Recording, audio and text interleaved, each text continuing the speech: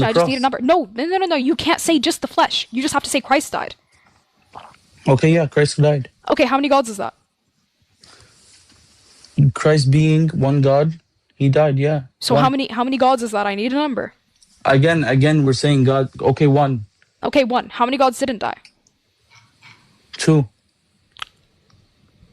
How many gods died on the cross? This is a question, again, that was pretty popular some months ago. It kind of died out, and now it's resurfaced, and I guess people are talking about it again. So let's talk about it. The divine cannot die. We're not talking about A natures simple- because natures can't die, period. You can't even say that the human nature can die because natures can't die. That's impossible. You can't even say that for the human nature, let alone the divine nature.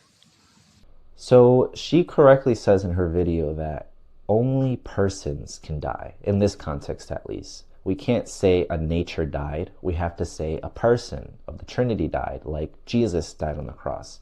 So she's correct about that. Now, when she asks how many gods died on the cross, therefore it needs to be clarified. Are you asking how many natures died on the cross? Are you asking how many divine natures are there? Is that what you're trying to get out of this question? Or are you just asking how many persons of the Trinity whom share the single divine nature died on the cross? Now, this is what needs to be clarified because there's an equivocation happening here. As she says herself, you cannot say that natures die. You have to say the persons. She says in this little clip, she asks the Christian, how many things whom are God died on the cross? Now, Let me ask you this. How many things that were God died? Let me ask it like that. That word God? Yes. now, of course, by thing here, she means divine person, because the things are not the essences, or else she would be assuming there are multiple essences whom died on the cross, but she herself admitted she cannot be doing that. So she's talking about divine persons.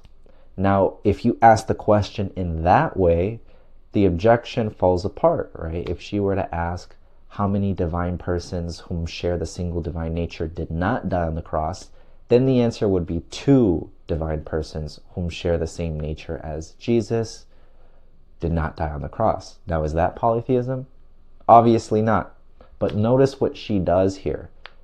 At first, she asks, how many persons died on the cross? Or which person died on the cross? Jesus. Then she'll ask, is Jesus God? You'll say yes, meaning Jesus shares the one divine nature with all other people. That's what we mean when we talk about the Trinity. Then she asks, how many gods did not die on the cross, right? What is she doing there?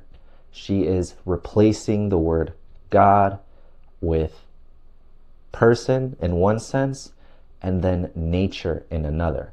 Because if you take out the stipulation, the correct semantics, as she calls it, Can't use that semantics. You have to say that Jesus died, and Jesus, that possesses the human nature. You earlier in the video, she can make it seem as if it's the same question when it is not. She's equivocating.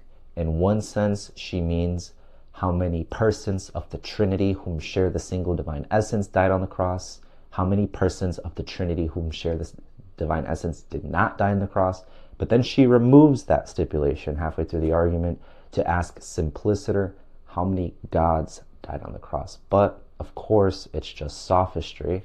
She's just trying to confuse the Christian, because as soon as you say two gods did not die on the cross, and really what you mean is two persons whom share the single divine nature, who can be properly predicated God, did not die on the cross, for some reason thinks that's a concession towards polytheism.